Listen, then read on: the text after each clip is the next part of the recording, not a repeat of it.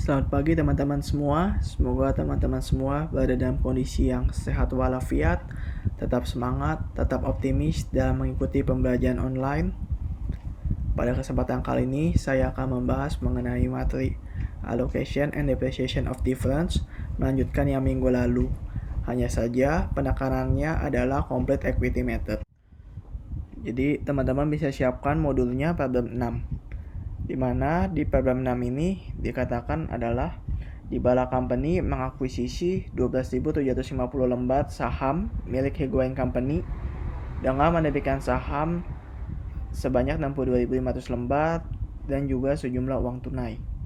Nah, pada tanggal yang sama teman-teman tahu mengenai struktur modalnya yang dimiliki oleh Higuain Company atau subsidiary ya, dengan rincian sebagai berikut.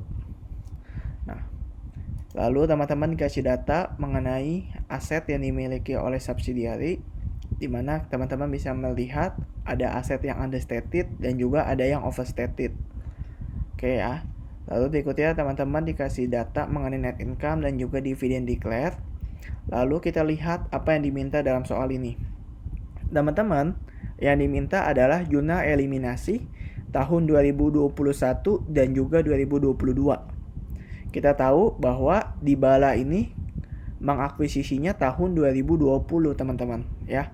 Jadi dia akuisisinya tahun 2020, tapi yang diminta di soal jurnal eliminasi tahun 2021 dan juga 2022. Artinya yang diminta adalah tahun kedua dan juga tahun ketiga. Lalu teman-teman diminta untuk membuat controlling interest dan juga non-controlling interest pada tahun 2022. Tidak dibilang diminta CAD schedule, maka teman-teman sebetulnya nggak perlu bikin CAD schedule juga nggak masalah karena nggak ada poin penilaiannya. Oke ya, kita mulai teman-teman. Kita mau tahu berapa persen sih yang dibeli oleh Dibala terhadap Higuain. Maka teman-teman bisa lihat lembar sahamnya ada 12.750 lembar. Maka teman-teman bisa lihat ya, Higuain ini yang issued-nya berapa. Jadi teman-teman bisa lihat yang diakuisisi itu senilai 12.750 lembar. Lalu yang issued teman-teman bisa lihat bahwa rincian common stock-nya itu 275.000 dengan nilai par 13,75. Jadi teman-teman tinggal bagi aja. Nah, jangan lupa teman-teman ada yang treasury ya. Ini saya pindahin aja. Oke.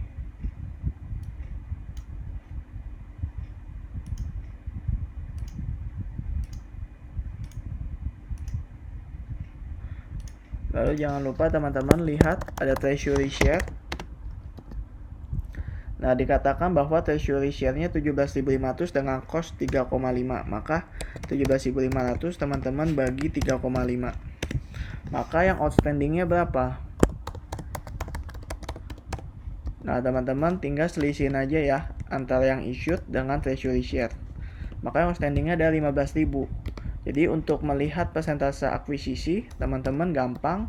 12.750 yaitu angka yang tadi diakuisisi, lembar sahamnya sebanyak 12.750 dibagi dengan yang outstanding yaitu 15.000. Maka teman-teman akan dapat hasilnya 85%. Nah, di sini juga ada rumusnya ya, teman-teman bisa lihat. 12.750 bisa teman-teman bagi langsung aja, tapi jangan lupa pakai tanda kurung. Nah, intinya adalah teman-teman hitung dulu outstandingnya. Jadi cari yang issued nih, cari yang issued terlebih dahulu, ada berapa lembar. Caranya nilai par, nilai common stock-nya dibagi nilai par. Lalu yang treasury, lihat berapa lembar treasury-nya ya. Jadi saldonya dibagi dengan cost per lembarnya. Nah, lalu teman-teman selisihin antara issued dengan treasury. Kamu akan dapat hasil outstanding-nya. Nah, jumlah saham yang diakuisisi dibagi yang outstanding dapat persentasenya, yaitu 85%. Oke ya. Berikutnya teman-teman kan nggak diminta nih buat jurnal akuisisi, itu nggak diminta. Yang diminta cuma eliminasi. Maka teman-teman bisa langsung aja di CAD schedule-nya untuk bagiannya parent, purchase price dan implied value untuk parent, teman-teman tinggal hitung aja ya. Nih, dia akuisisinya dengan apa? Saham kan? 62.500 seharga 8 dengan palnya $6. Ingat teman-teman, kalau kita mau mengakuisisi, maka yang dipakai apa sebetulnya? Market price-nya ya. Ketika kita terbitin saham, maka yang kepakai itu sebetulnya market price dari saham kita. Kalau teman-teman masih ingat, jurnalnya harusnya kan ada common stock dan juga ada OCC ya, atau ada contributed capital. Nah, jadi teman-teman ini bisa langsung aja 62.500 lembar dikalikan harganya $8 ya. Lalu teman-teman tambahin dengan uang tunainya yaitu 562.500. Nah, teman-teman bisa lihat hasilnya adalah 1.062.500. Nah, kemudian teman-teman untuk bagian total tinggal dibagi aja dengan persentasenya yaitu 85%. Nah, untuk NCI-nya atau non-controlling interest itu tinggal diselisihin aja antara total dengan parent. Atau teman-teman kaliin 15% dengan 1.250.000. Jadi 1.250.000-nya ini kaliin 15%. Itu juga sama hasilnya.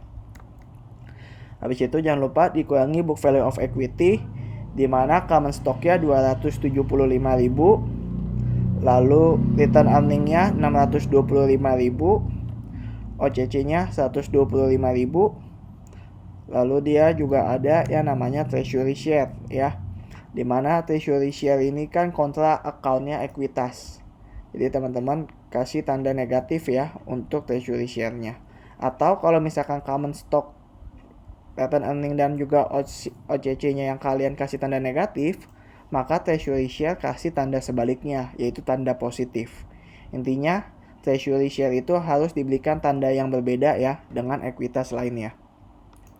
Nah, untuk return earning, teman-teman pakai return earning pada saat diakuisisi. Kenapa? Karena CAD schedule ini dibuat pada saat parent mengakuisisi subsidiary. Ingat, CAD schedule dibuat pada saat parent memiliki pengendalian efektif. Jadi pada saat akuisisi inilah dibuat, karena pada saat itu si Dybala punya pengendalian terhadap Higuain. Nah, teman-teman tinggal selisihin aja antara purchase price dengan total ekuitasnya atau book value of equity-nya. Teman-teman akan dapat angkanya difference between implied value dan book value yaitu 242.500.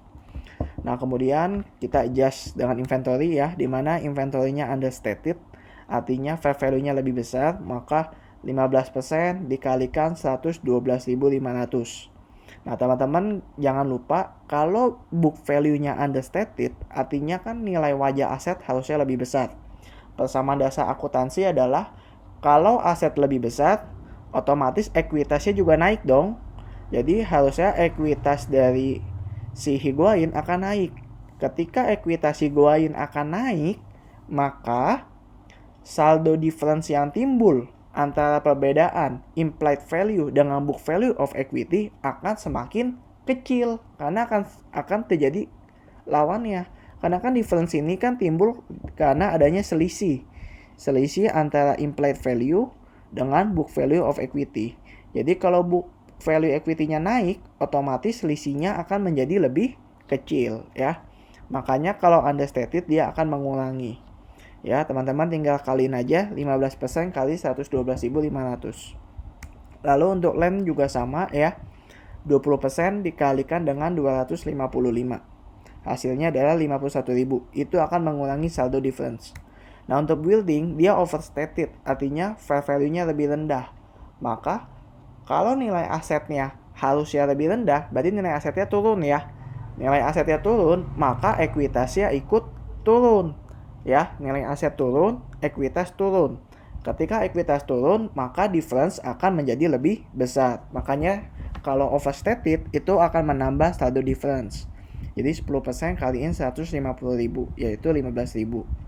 Nah, untuk yang mesin juga sama. 5% kaliin 137.500. Nah, kamu akan dapat angkanya 6875. Kemudian kamu lihat perubahannya nih ya.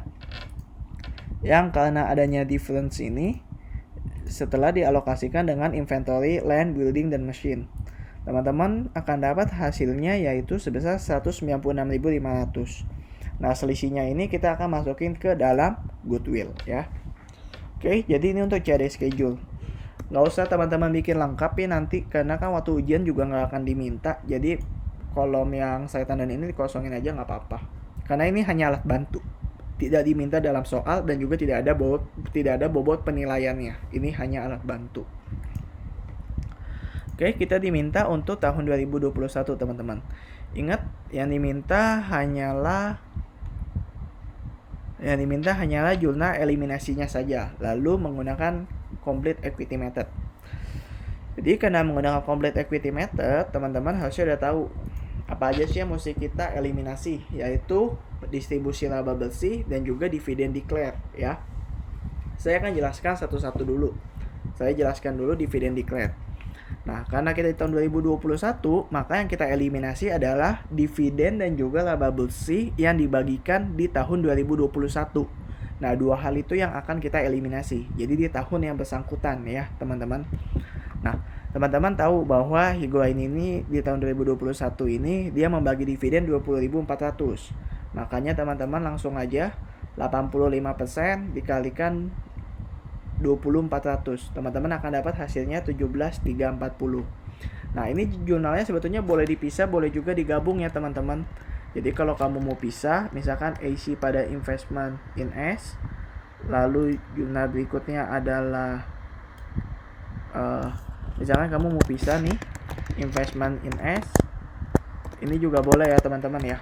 Jadi kamu pisahin antara eliminasi AC dengan eliminasi dividen. Tapi kalau saran saya sebaiknya kamu gabung aja ya. Jadi langsung aja teman-teman cari saldo dividen. Setelah itu teman-teman cari AC-nya.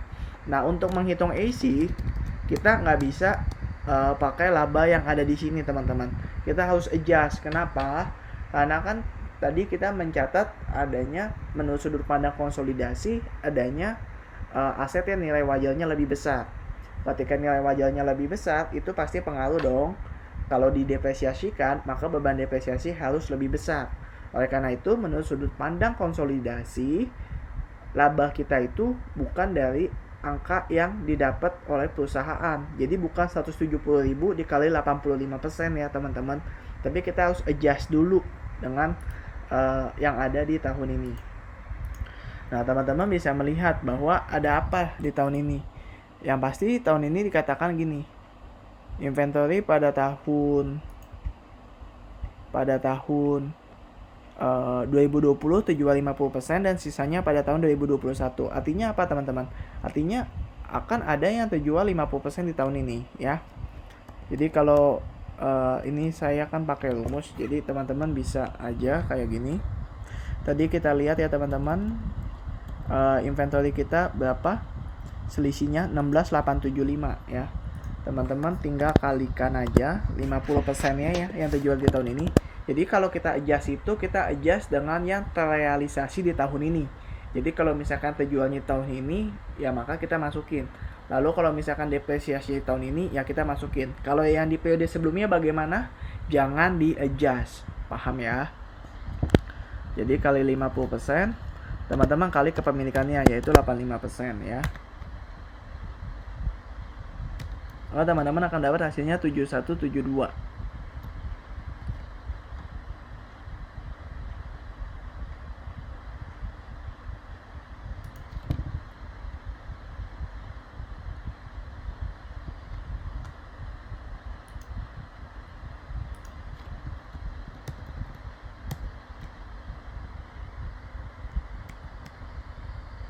Lalu berikutnya teman-teman juga harus melihat depreciation expense-nya ya. Karena kan kita ada lem tadi ya.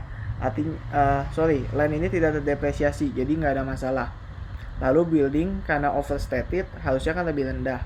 Jadi beban penyusutan yang ada di bukunya si anak atau di bukunya Dybala itu lebih besar dari sudut pandang konsolidasi. Maka kita akan turunkan. Ketika beban depresiasi diturunkan, otomatis akan menambah laba. Gampangnya gitu ya. Jadi teman-teman lihat aja tadi selisihnya berapa nih depresiasi.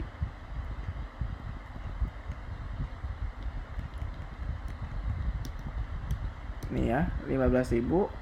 Tinggal teman-teman kalikan dengan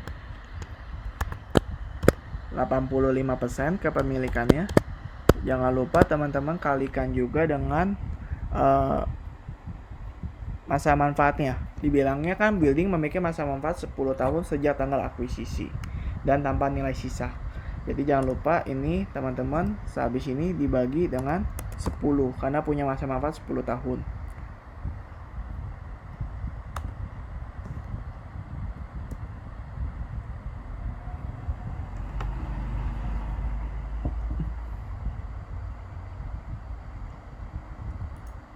Sebentar kok hasilnya nggak muncul ya. Oke, berikutnya teman-teman bisa lihat mesinnya juga overstated ya. Untuk mesin dikatakan mesin memiliki kapasitas di mana pada tahun 2020 mesin sudah memproduksi 10.000 unit, 2021 memproduksi 15 dan 2022 memproduksi 5.000. Maka kita pakai yang 15.000 aja ya. Maka teman-teman tinggal caranya adalah kita kalikan tadi selisih yang mesin.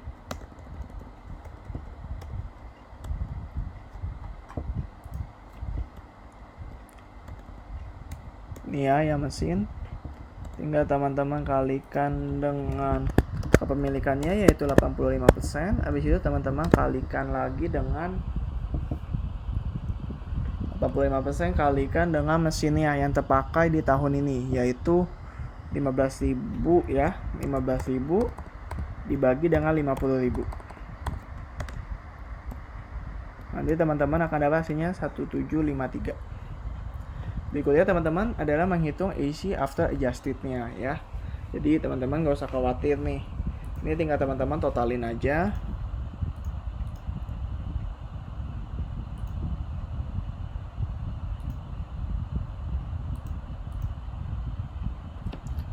Jadinya 144 dikurangi COGS ya. Kenapa? Karena inventory-nya lebih besar. Jadi seharusnya beban COGS-nya karena terjual harusnya kan COGS-nya juga lebih besar. Lalu depresiasi harusnya lebih kecil karena dia overstated untuk building dan mesin. Maka totalnya AC after adjusted-nya adalah 140.356 ya. Maka teman-teman di sini akan dapat angkanya 140.356. Nah, kemudian investment in AC teman-teman tinggal balancing aja antara AC dengan dividend declare. Ya, jadi selisihnya masukin di sini 123.016. Berikutnya teman-teman eliminasi biasa ya. Common stock, return earning, posisi, difference between implied value and book value, lalu treasury share, investment in S dan juga NCI. Nah, palingan yang perlu saya ingatkan adalah kalau common stock kan dia tidak berubah ya. Karena kan kita mengasumsikan perusahaan tidak ada menerbitkan saham baru. Jadi common stocknya tetap 275, ada contributed capital tetap 125, treasury share-nya juga tetap, difference-nya juga tetap ya. Ingat di advance accounting yang kita mengacu pada bukunya Jeter di mana difference-nya itu selalu sama ya dari tahun ke tahun. Palingan perubahan adalah di return earning. Karena return earning yang kita pakai adalah return earning per 1 Januari tahun 2021. Ini kan return earning yang ada di sini kan pada waktu pertama kali diakuisisi. Maka teman-teman adjust ya. Perubahan return earning itu terjadi kenapa sih? Pasti karena adanya net income dan juga dividend declare ya. Jadi teman-teman untuk return earning-nya yang tadi sebelumnya yaitu 625.000 waktu kita akuisisi, tambahin dengan laba di 2020 130, lalu kamu kurangi dengan dividen yang dibagi di 2020 yaitu 15.600. Maka teman-teman akan dapat hasilnya 739.400 ya. Ini di return earning-nya. Artinya ini udah posisi per 1 Januari 2021. Oke, berikutnya teman-teman harusnya udah pada tahu ya kita alokasi difference ya. Kemana? Yaitu ke land, inventory, goodwill, machine, building. Nah, ini teman-teman bisa ambil aja angkanya dari CAD schedule ya. Tinggal sesuaikan debit kreditnya. Saya kira harusnya teman-teman udah paham, minggu lalu sudah saya jelaskan. Nah, berikutnya teman-teman kita mengalokasikan dari inventory kita yang tersisa. Dimana teman-teman harus paham bahwa 50%-nya kan terjual di tahun lalu. Maka kita nggak bisa yang terjual di tahun 2020 kita nggak bisa masukin ke COGS. Kenapa? Karena terjadinya di periode lampau. Ketika itu terjadinya di masa lalu, maka itu harus sudah dialokasikan, yaitu kemana? Ke parent dan juga NCI. Makanya teman-teman alokasikan ya ke parent. Jadi pertama cari dulu saldo inventory-nya berapa nih. Ya kan 50% ya. Jadi dari yang saldo yang tadi nih inventory-nya teman-teman 16.875. Nah, 16.875-nya ini kamu kalikan dengan 50%. Maka teman-teman akan dapat hasilnya 8438 ya. Kemudian jangan lupa teman-teman bahwa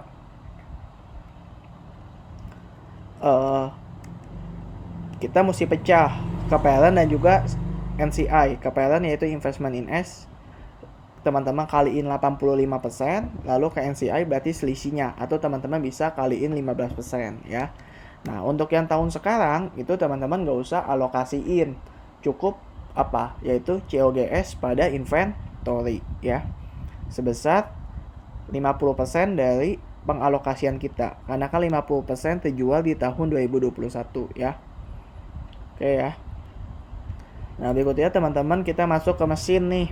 Dikatakan mesin dibeli pada tanggal 10 Oktober 2018. Mesin memiliki kapasitas maksimum 50.000 unit, di mana pada tahun 2020 mesin sudah memproduksi 10.000 unit, 2021 15.000, dan 2022 5.000 unit. Nah, ini teman-teman boleh diralat atau boleh diasumsikan ya, ditambahkan keterangan bahwa sejak pertama kali mesin dibeli di tanggal 10 Oktober 2018 hingga pada saat akuisisi yaitu tanggal 10 Januari 2020, mesin ini belum pernah dipakai. Jadi kita asumsikan bahwa masa manfaat yang tersisanya yaitu kapasitas maksimumnya sama seperti semula ya, kita asumsikan seperti itu. Jadi teman-teman boleh asumsikan seperti itu, atau teman-teman boleh tambah informasi tambahan, atau teman-teman boleh lalat ya. Jadi tahun 2018 ini teman-teman ganti aja menjadi tahun 2020, seolah-olah baru dibeli di tahun pada saat diakuisisi ya. Nah, tapi karena ini kita melihat yang mesinnya overstated, jadi ini kan pasti dibelinya sebelum sebelum terjadinya akuisisi, karena kan sudah ada di bukunya Higuain. Nah, jadi ini lebih baik teman-teman masukin aja informasinya bahwa sejak pertama kali dibeli di 10 Oktober 2018 hingga pada saat diakuisisi, mesin belum pernah dipakai sama sekali gitu ya. Nah, jadi teman-teman langsung aja ya, kita di sisi debit yaitu mesin, teman-teman tinggal hitung aja. Berarti kan 10.000 ya, 10.000 dibagi 50.000 dikalikan dengan selisih mesin yang tadi yaitu 6.875 ya, tinggal dikaliin. Terus jangan lupa habis itu teman-teman alokasiin ke parent dan juga NCI. Teman-teman jangan bingung kalau misalkan di dosen kalian ada yang pakainya accumulated depreciation. Kenapa? Karena bisa aja perusahaan itu dia mencatatnya itu menggunakan accumulated depreciation. Nah, tapi kalau di kelas lab advance kita mengasumsikan bahwa yang dicatat di pembukuan perusahaan adalah angka yang sudah net atau angka yang sudah bersih ya. Jadi untuk aset tetapnya itu sudah net. Jadi memang ada dua metode, boleh pakai yang masih gross atau yang kotor. Berarti kalau pakai metode yang kotor, kita jangan masukin ke mesin, tapi masukinnya adalah accumulated depreciation. Tapi kalau kita pakai metode yang net, artinya yang tercatat di laporan keuangan perusahaan itu adalah yang net, itu kita masukin ke nama akunnya yaitu mesin gitu ya.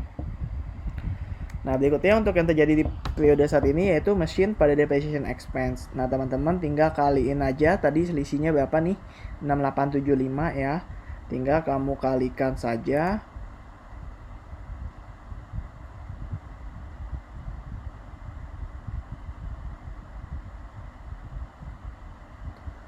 Ini tadi 6875.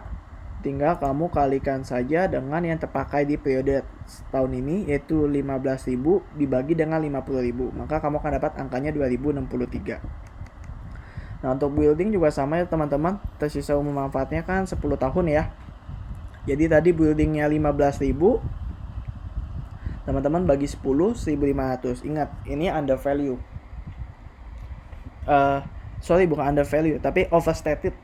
Nah, buildingnya ini overstated, maka seharusnya kan yang dicatat di buku perusahaan ini terlalu besar Akibatnya apa? Beban penyusutannya juga menjadi lebih besar.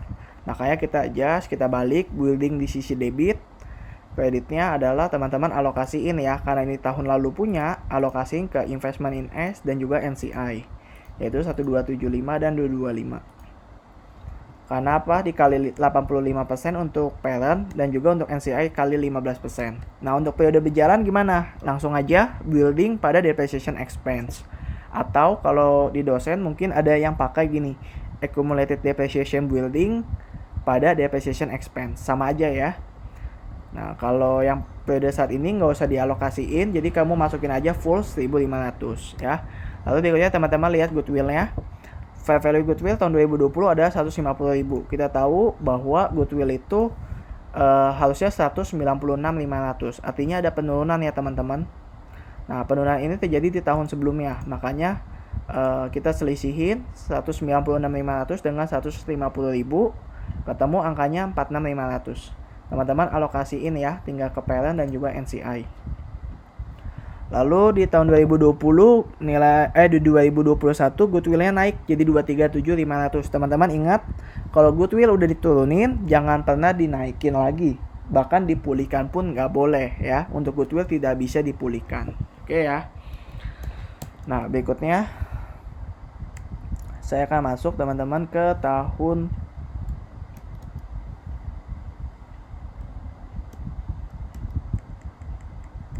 yang berikutnya ya teman-teman.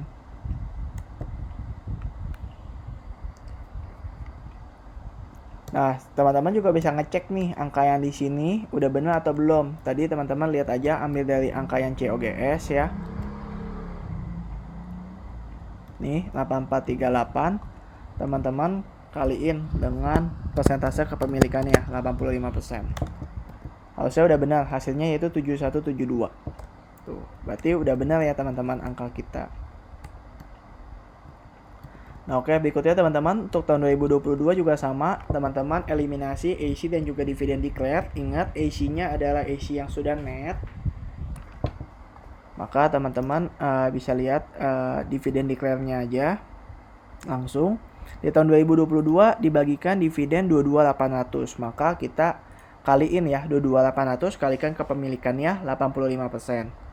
Lalu untuk yang AC teman-teman ada adjusted ya, dimana teman-teman ada AC 2022 yaitu 85%, teman-teman kaliin dengan net income-nya 190.000. Lalu teman-teman jangan lupa kaliin ya dengan pemakaiannya, dimana tadi 85% kita kaliin saldo equipment-nya tadi kalau nggak salah dia kan overstated nih untuk yang mesin ya. Ini mesin atau building dulu nih. Oke, kita asumsikan misalkan mesin dulu ya. Jadi mesin tadi kan 6875. Kemudian teman-teman kalikan dengan pemakaian mesinnya di tahun 2022 adalah 5.000 unit ya. Maka kalikan dengan 5.000 dibagi dengan 50.000. Teman-teman akan dapat hasilnya 584. Lalu untuk building tinggal teman-teman kaliin aja 85% kaliin dengan tadi ya, mana nih buildingnya. Oke, 15.000.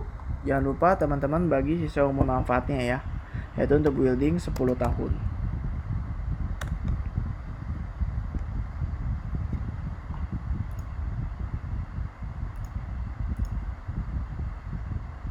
Oke, sebentar, kok angkanya nggak muncul ya.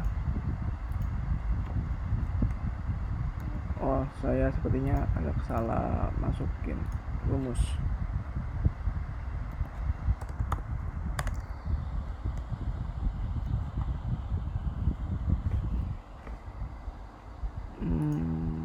Kok I, sorry, saya salah masukin rumus. Harusnya I, bukan K.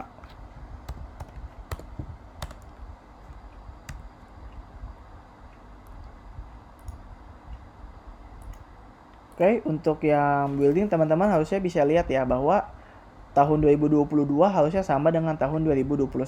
Kan nggak mungkin beda ya, karena kan dia straight line method, yaitu 10 tahun. Nah, teman-teman tinggal adjust karena dia overstated, otomatis kan beban DP yang tercatatnya lebih besar. Makanya kita turunin beban DP sehingga menambah net income. Maka AC after adjusted-nya tinggal ditambahin, hasilnya 163.359.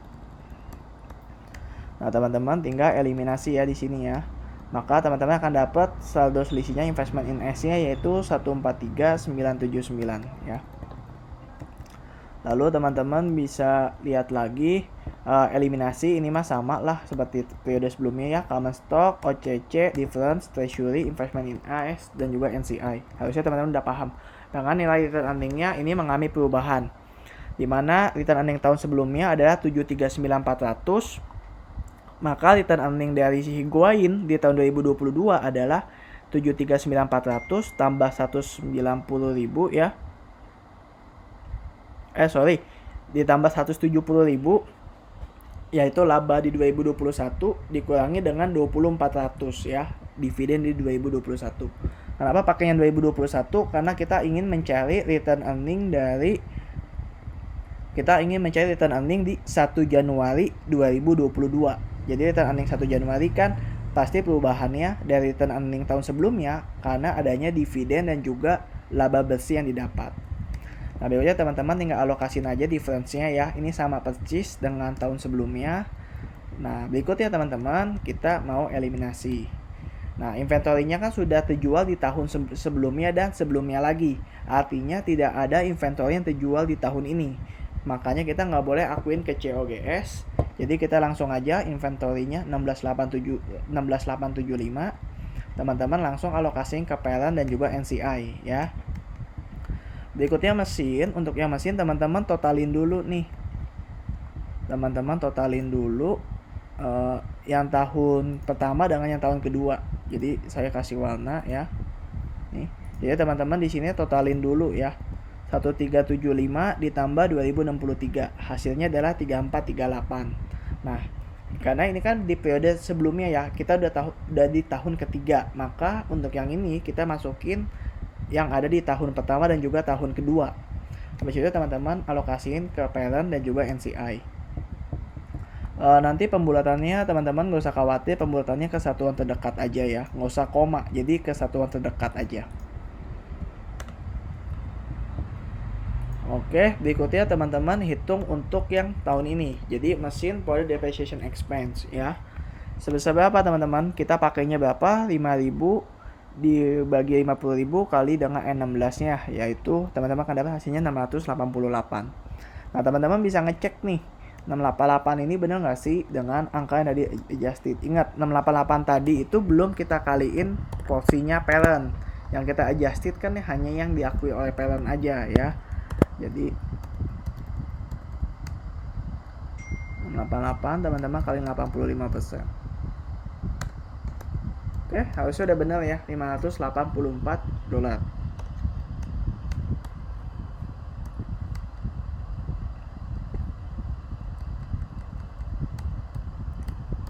Nah, berikutnya teman-teman lihat lagi mengenai apa? Building ya. Buildingnya jadi teman-teman totalin lagi nih. Yang tahun sebelumnya 1.500 dengan 1.500. Jadi totalnya ada 3.000. Ya, dari 3.000 ini teman-teman alokasiin ke parent dan juga subsidiary. Nah, untuk yang periode saat ini teman-teman langsung aja building pada depreciation expense sebesar 1.500 ya. Karena kan pasti sama, dia straight line method. Jadi dari tahun ke tahun pasti sama. Jadi saya nggak perlu jelasin lagi ya cara dapetin 1.500-nya. Nah, buat ngebuktiin teman-teman hitung aja 85% kaliin dengan 1.500. Sama nggak hasilnya? Sama ya, 1275. Artinya tadi udah benar waktu kita menghitung AC.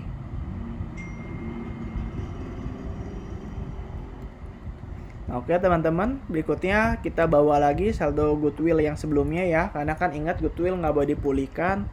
Investment in S pada NCI pada goodwill sama dengan tahun sebelumnya. Selanjutnya teman-teman kita akan menghitung mengenai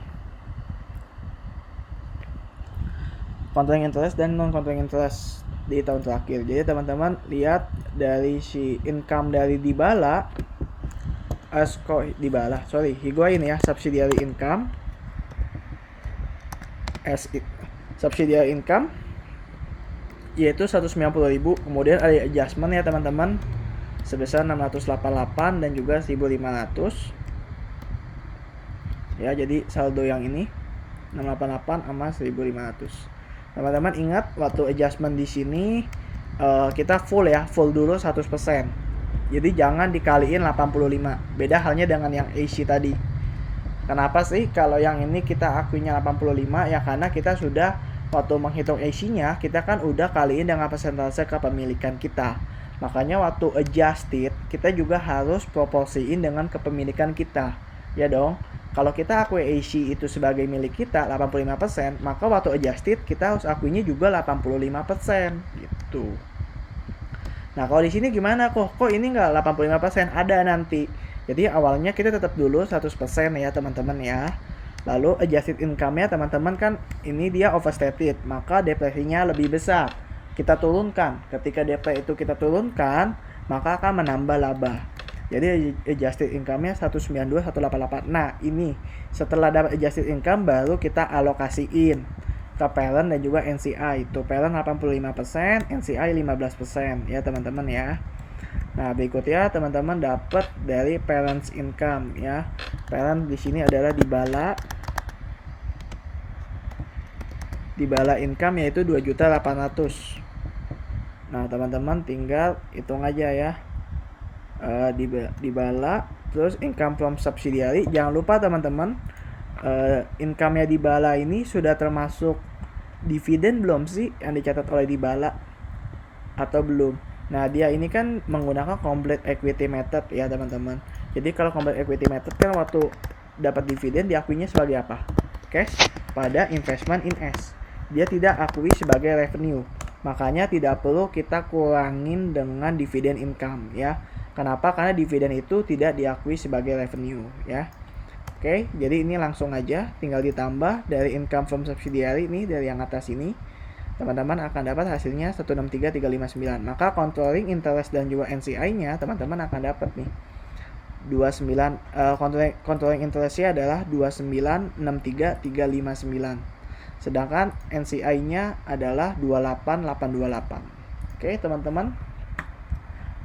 Seperti ini ya untuk yang problem 6. Kalau kalian ada yang mau tanya nanti kita akan tanya pas kelas berlangsung. Kemudian teman-teman saya mau masuk singkat aja ke P4 ya. Saya nggak bahas semua karena bedanya kan nggak jauh, cuma beda sedikit bahwa kalau di problem 4 ini kan tidak dia menggunakan cost method, maka tidak menggunakan pengakuan dari AC ya. Jadi ini teman-teman bisa bikin dulu reciprocity-nya ya karena kita sudah tahun kedua. Nah, untuk CAD schedule kan harusnya sama ya teman-teman ya, nggak ada perubahan, nggak ada masalah, harusnya sih sama. Kepemilikannya juga sama yaitu 85%. Karena kan soalnya sama, hanya beda metode saja. Nah, teman-teman bikin dulu reciprocity-nya. Teman-teman kalau cost method nanti kan di ujian juga bakal cost method. Teman-teman nggak usah bingung, nggak usah selisihin return earning dengan return earning, itu akan buang waktu banget. Teman-teman lihat aja, ini kan dia return earning ini pada waktu di akuisisi 2020. Sekarang kita diminta zona eliminasi 2021. Kita bikin reciprocity. Artinya kita selisihin antara return earning per 1 Januari 2021 dengan return earning pada saat diakuisisi. Jangan lupa dikaliin persentase kepemilikan. Nah, return earning itu sendiri berubah karena apa sih? Return earning itu berubah karena adanya laba bersih dan juga dividen. Maka teman-teman bisa pakai cara yang lebih cepat dan lebih efektif. Return earning itu berubah karena laba dan dividen. Maka teman-teman langsung aja teman-teman bisa mengubah, yaitu dimana 130.000 ya. Jadi ini saya coba contohkan ke teman-teman. 130.000 ini kan yang tahun 2020 ya, karena kan kita akan selisihin return earning 1 Januari 2021 dengan pada saat akuisisi. Perubahan itu kan karena di tahun 2020 waktu tahun pertama itu ada net income sama dividen declared. Nah, teman-teman saya buktiin 130 dikurang 15.600. Habis itu kaliin dengan kepemilikan kita 85%. Harusnya hasilnya sama ya, 97.240. Lalu teman-teman bisa cari cara lain. Jadi cari dulu nih common stocknya kan sama, OCC-nya sama, difference sama, tinggal return earning-nya aja. Return earning-nya yaitu dapat dari mana? Return earning waktu kita akuisisi 625, teman-teman tambah 130 kurang 15.600. Teman-teman akan dapat 739.400. Nah, 739.400 ini kan per 1 Januari. Teman-teman selisihin dengan return earning yang atas waktu kita akuisisi yaitu 625.000. Nah, teman-teman akan dapat lalu kaliin 85%. Hasilnya pasti sama yaitu 97240 dengan cara saya yang tadi sebelumnya. Teman-teman silakan pilih mau pakai cara yang mana. Berikutnya kita eliminasi dividend income pada dividend declare ya. Teman-teman langsung aja 85% teman-teman kaliin dengan dividen yang dibagi di tahun ini, di tahun yang sekarang ya, 2021 yaitu 2400. Jadi hasilnya teman-teman dapat 17.340. Nah, selebihnya sih sama ya teman-teman ya, alokasi difference, inventory, COGS. Nah, ini sih saya rasa harusnya teman-teman udah paham. Karena ini sama persis dengan yang sebelumnya. Bedanya apa sih? Kalau tadi kan kalau alokasi ke induk, jurnalnya adalah investment in S ya, nama akunnya. Kalau di cost method, dia nama akunnya adalah beginning return earning parent. Udah itu doang bedanya sih. Ya, nih dia pakainya beginning return earning parent.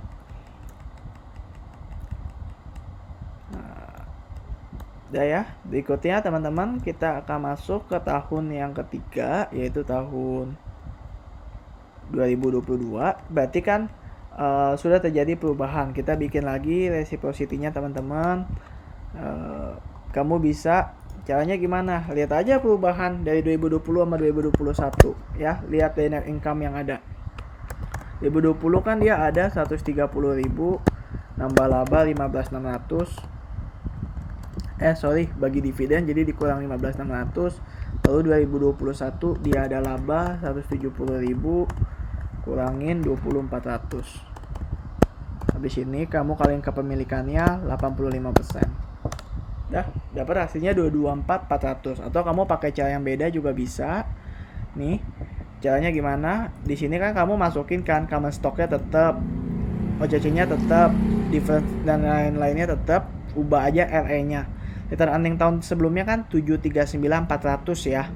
Return earning di tahun 2021. Nah, untuk 2022 di 1 Januari 2022, maka return earning 1 Januari 2021 739.400, tinggal kamu tambahin aja net income 2021 yaitu 170 dikurangi dengan dividen declare di 2021 yaitu 20.400. Maka kamu akan dapat hasilnya return earningnya yaitu 889.000 ya. Nah, selebihnya sih sama teman-teman. Palingan jangan lupa ada eliminasi dividen ya, yaitu dividen income pada dividen declare. Jadi yang beda yaitu di eliminasi tidak ada eliminasi AC karena cost method kan kagak mengakui laba distribusi laba bersih ya. Makanya dia adanya reciprocity untuk menggantikan yang AC tadi. Ini jurnal reciprocity sama jurnal eliminasi dividen, yaitu dividen income pada dividen declare. 85% kaliin 22.800 ya. Selebihnya teman-teman sama kok dengan yang complete equity method ya, nggak ada beda. Semua sama, palingan investment in S kamu ganti jadi beginning return earning parent ya. Selebihnya sama kok. Nah, berikutnya teman-teman, kalau di sini maka yang pertama subsidiary income berarti higuain income ya. Lalu teman-teman adjust ya. DP-nya yang tadi ada yaitu nih 688, karena depreciation expense-nya di kredit, otomatis kan beban penyusutannya berkurang karena dia di kredit ya. Maka dia akan menambah laba ya teman-teman ya. Jadi dia nambah laba $688 dan juga 1.500 untuk yang building. Maka adjusted income-nya adalah 192.188. Nah, di sini teman-teman alokasiin ke parent dan juga NCI ya. 85% dengan 15%. Kalau teman-teman lihat harusnya sih sampai sini sama nih, 163.359 sama 28828. Sama ya. Nah, bedanya adalah di income-nya. Kenapa? Nah, ini P4 ya, yaitu dibala income.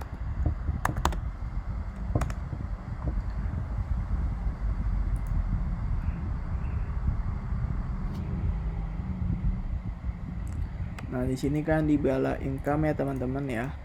Nah, teman-teman harus lihat asumsinya apa. Apakah income ini sudah mengakui dari dividen revenue yang ada?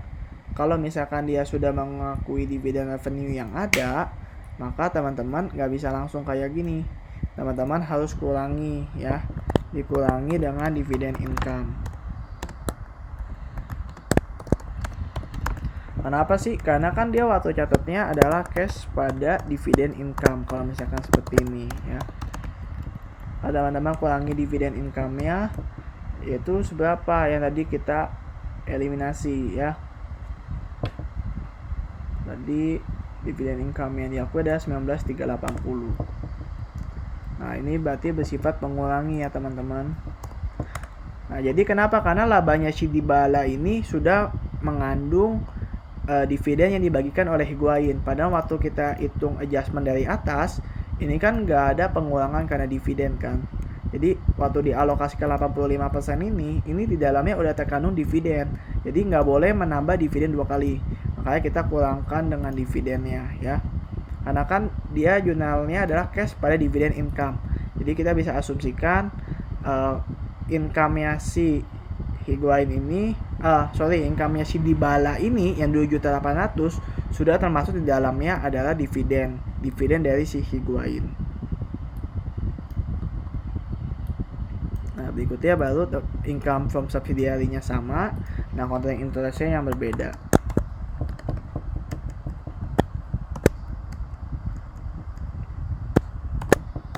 Nah, seperti ini ya teman-teman ya. Kenapa? Karena di sini kita mengasumsikan bahwa labanya si Dybala ini sudah mendapat atau memperoleh dividen dari si Higuain.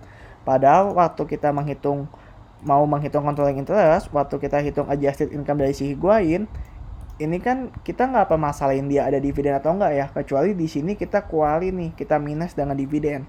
Nah, karena di sini nggak ada masalah dividen, lalu di sini kita tambahin dividen, artinya kan double jadinya ya, mengakuinya double. Jadi income ini nggak boleh diakuin. Kalau di equity method sebetulnya nggak ada masalah. Kenapa? Karena di equity method jurnalnya kan adalah cash pada investment in S. Dia tidak mengakui adanya laba. Sedangkan kalau di sini dia mengakui adanya revenue atau pendapatan, yaitu dividend income. Ya kan? Nah, inilah kenapa kita mesti adjust dengan dividend income. Oke ya teman-teman, mungkin sekian pembahasan materi hari ini. Semoga teman-teman tetap semangat, sehat selalu. Sampai bertemu di waktu yang akan datang. Kalau ada yang ditanyakan, kita akan tanyakan waktu jam kelas berlangsung ya.